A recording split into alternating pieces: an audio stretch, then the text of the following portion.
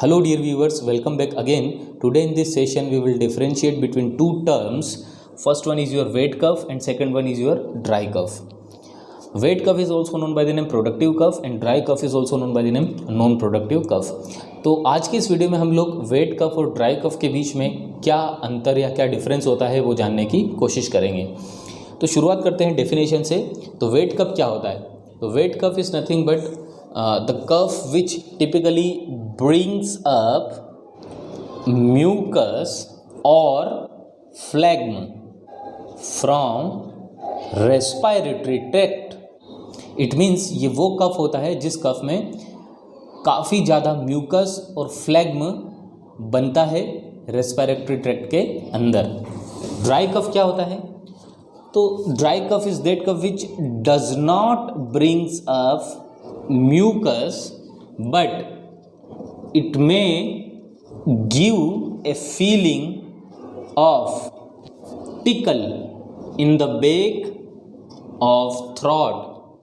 It means dry cough वो cough होता है जिसमें ज़्यादा अमाउंट में म्यूकस नहीं बनता, मगर इसमें आपको एक ऐसी फीलिंग आती है कि आपके गले के पिछले हिस्से में आपको कफ के होने का आभास होता है और वो कफ आपको एक चुभन जैसा आभास कराता है। Second point of difference is primary cause. So primary cause क्या है वेट और ड्राई कफ के पीछे? तो generally wet cough is caused due to infection and inflammation of respiratory tract like flu, pneumonia, COPD, chronic obstructive pulmonary disorder, asthma and bronchitis. It means wet cough होने के पीछे जो reason होता है वो होता है infection and inflammation of respiratory tract, और वो इन्फेक्शन इन्फ्लेमेशन फ्लू के रूप में भी हो सकता है, निमोनिया वाला भी हो सकता है, COPD भी हो सकता है, अस्थमा या ब्रोंकाइटिस भी हो सकता है।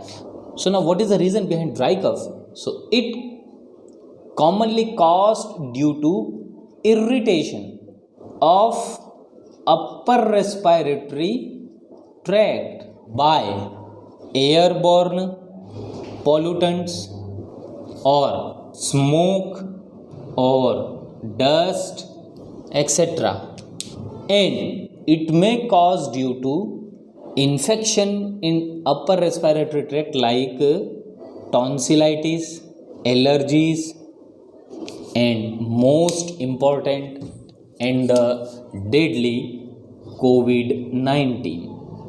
It means dry cough generally upper respiratory tract में अगर इरिटेशन हो जाए तो ये ड्राई कफ बनना शुरू होता है। और इरिटेशन किस वजह से हो सकता है? तो एयरबॉर्न पॉल्यूटेंट्स वो हमारे सांस के थ्रू अपर रेस्पिरेटरी ट्रैक्ट में चले जाएँ तो वो भी इरिटेशन कॉज कर सकते हैं, या फिर काफ़ी ज़्यादा अमाउंट में धुआं चले जाए या काफ़ी ज़्यादा अमाउंट में डस्ट चली जाए तो ये सारे अंदर जाने के बाद अपर रेस्पिरेटरी ट्रैक्ट को क्या करेंगे? इरिटेट करेंगे, और उसकी वजह से ड्राई कफ बनना शुरू होता है। या फिर अपर रेस्पिरेटरी ट्रैक्ट में अगर इन्फेक्शन हो जाए, जैसे टॉन्सिलाइटिस हो जाए या एलर्जिक रिएक्शन हो जाए, तो उससे भी होता है। और कोविड-19 का तो ये मेन सिम्टम है, क्योंकि कोविड-19 में जनरली ड्राई कफ बनता है।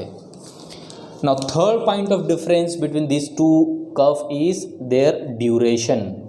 कितने समय तक ये कफ हमारे बॉडी में बनता रहेगा? तो वेट कफ के केस में अगर हम देखें तो अगर आपका जो वेट कफ है वो एक्यूट है, तो during acute wet cough the cough last for the period between 2 to 3 weeks, मतलब 2 से 3 सप्ताह के दौरान ये एक्यूट वेट कफ हमारे शरीर में रहेगा।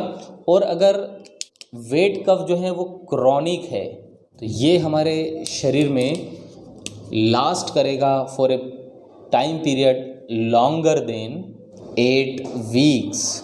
क्रोनिक वेट कफ जो है वो 8 सप्ताह से ज़्यादा समय तक आपके शरीर में रहेगा। अब बात करते हैं ड्यूरेशन ड्राई कफ की। तो ड्राई कफ जो है वो generally it stage for several weeks after cold and flu symptoms has passed, मतलब हमारे शरीर में से कोल्ड और फ्लू के सिम्टम्स चले जाने के बाद भी काफ़ी समय तक ये ड्राई कफ हमें बनता हुआ महसूस होगा।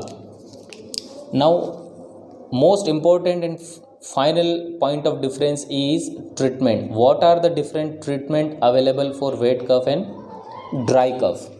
So in the case of wet cough, there are cough medicines available, but these cough medicines have two important drug substances. First one is your dextromethorphan. Dextromethorphan is used to suppress the cough reflex, and second drug substance which is present in this cough medicine is guaifenesin. And what is the purpose of guaifenesin?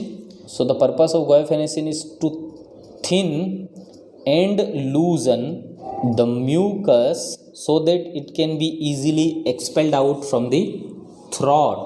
Now what is the treatment available for dry cough? So here again cough medicines are there, but the cough medicines for dry cough have only single drug substance, that is dextromethorphan, and this dextromethorphan is used to suppress what? Cough reflex. So this is all about your difference between wet cough and dry cough. I hope you understand the concept. Thanks for watching.